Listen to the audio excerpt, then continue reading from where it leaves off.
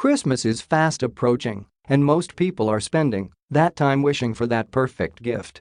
NBA teams are no different. No matter where they currently find themselves in the standings, there's always a little something more they could use. Here's what your favorite Western Conference NBA squads are probably hoping to find under their Christmas tree this year. Dallas Mavericks, a blueprint to build around Luka Doncic. We're witnessing the passing of the torch right now from Dirk Nowitzki to Luka Doncic, who's made the Mavs front office look like geniuses as they were able to move up to number 3 to draft him. And while Doncic has been a big reason for the team being in the thick of the West playoffs race, down the line, Dallas will need to surround him with the appropriate talent. Remember, it took Dirk 13 years before he won his first championship, and he's never been close to getting back since then. Hopefully Luka doesn't have a similar fate. Denver Nuggets health for their starting five. The Nuggets have been an intriguing bunch, capturing the first seed in the Western Conference. What makes them extra interesting, though, is the fact that their starting five has been ravaged by injuries, and they're still all the way up top in the standings. In Denver's 30 games, only Nikola Jokic has been in all of the starting fives. Jamal Murray has played all 30, but missed one start. Paul Millsap has missed the last 5 games with a broken toe. Gary Harris suffered a groin injury early in December and has been sidelined for the last 7 outings, and Will Barton's hip has limited him to a mere 2 matches. Remember, this is the same team that just missed out on the playoffs by a game last year, so this strong early start is a good thing for them to have. Golden State Warriors to truly be light years ahead. Maybe the Warriors have a vision that will convince Kevin Durant to stay long-term. Maybe the Warriors also have a backup plan that will allow them to remain on a championship level if Durant leaves. But if they're truly light years ahead, they'll probably have a plan that allows them to keep KD and get another big-name free agent, a la Boogie Cousins. And if they don't, well, that's what Santa is for. Houston Rockets new hamstrings for Chris Paul. The Houston Rockets were zooming along last postseason when Chris Paul's right hamstring caused them to crash and burn. This season, the Rockets were able to rebound from a slow start and were in the midst of a 5-game win streak when Paul hurt his left hamstring in a loss to the Miami Heat. If there's anything they can do to preserve the health of their 34-year-old floor general, now would be a good time to use it, especially in this competitive Western Conference. The Clippers becoming more popular than the Lakers. For a stretch of several seasons, the Lob City Clippers were the better law team as Kobe Bryant broke down before finally hanging up his Lakers unit. This past offseason though, LeBron James joined up with the Lake Show, making them the toast of Tinseltown anew. Still, all's not over yet for the Clips. They're tied with the Lakers right now in the standings and have the cap flexibility to, in theory, add both Kevin Durant and Kawhi Leonard in free agency. 2 superstars are better than one, right? The Lakers a sidekick or 2 for LeBron James. Speaking of LeBron, did you know that he'd like to play with Anthony Davis? Memphis Grizzlies a mulligan for the Chandler Parsons contract.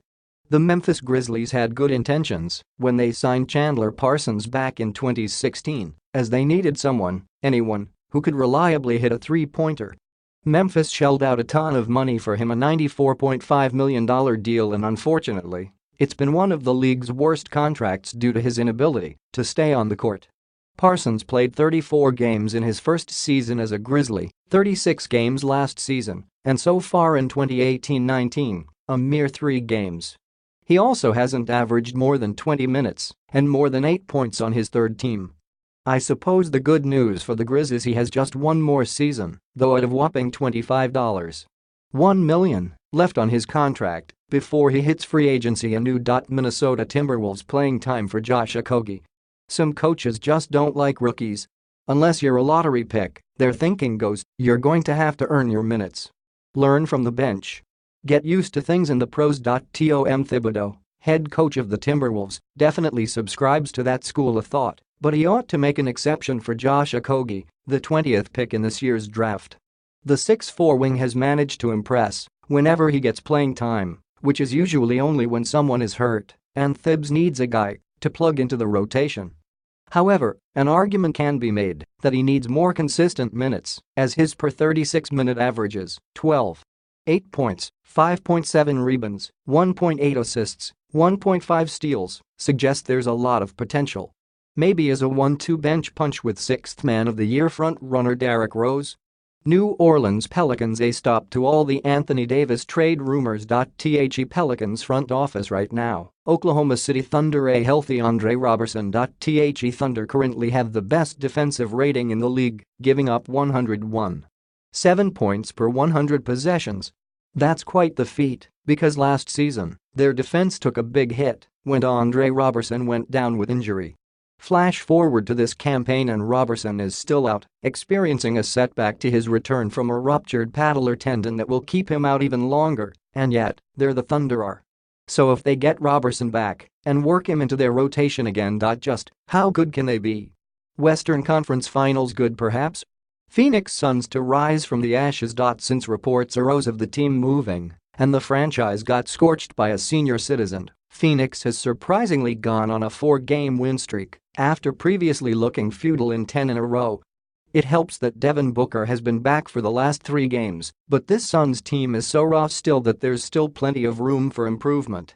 Portland Trail Blazers one of their rookies to be a contributor. The Blazers have a ton of cap space allocated to not just their big 3 of Damian Lillard, CJ McCollum, and Jusuf Nurkic, but to members of their supporting cast like Evan Turner, Mo Harkless, and Myers Leonard. Those latter deals have made it so Portland's depth can only be augmented in 2 ways: minimum contracts and draft picks. Luckily for the Blazers, they hit on 2017 10th overall pick Zach Collins, giving the team a zippier, more athletic alternative to the ground-based Nurk. As for this year's batch of rookies, it might be too early to tell. Anthony Simons, number 24 overall, has played just 5 games, and Gary Trent Jr., number 37 overall, just 3.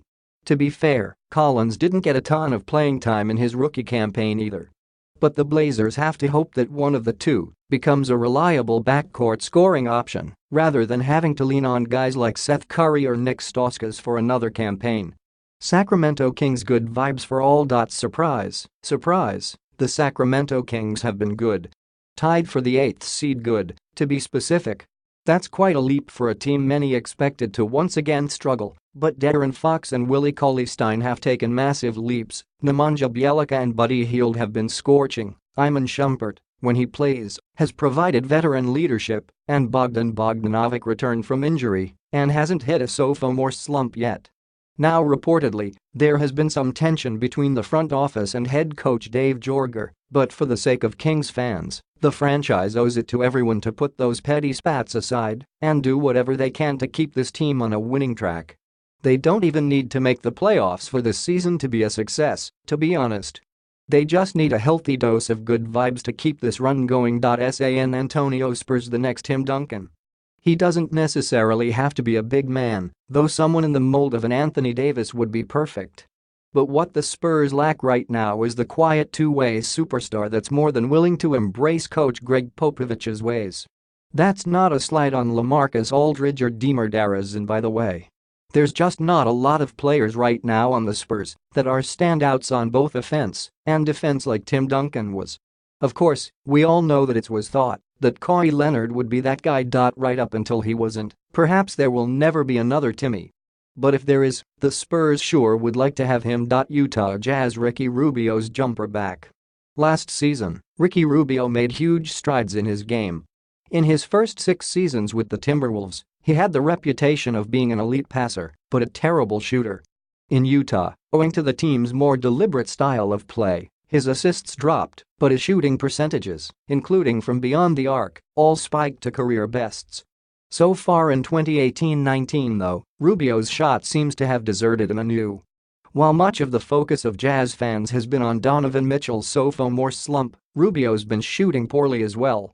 From 41.8%, he's now hitting just 38.5% from the field, while his 3-point shot dipped from 35.2% to 31.1%. Perhaps it's just a blip on the radar, but in the tight Western Conference, the Jazz can't afford a lot of slippage.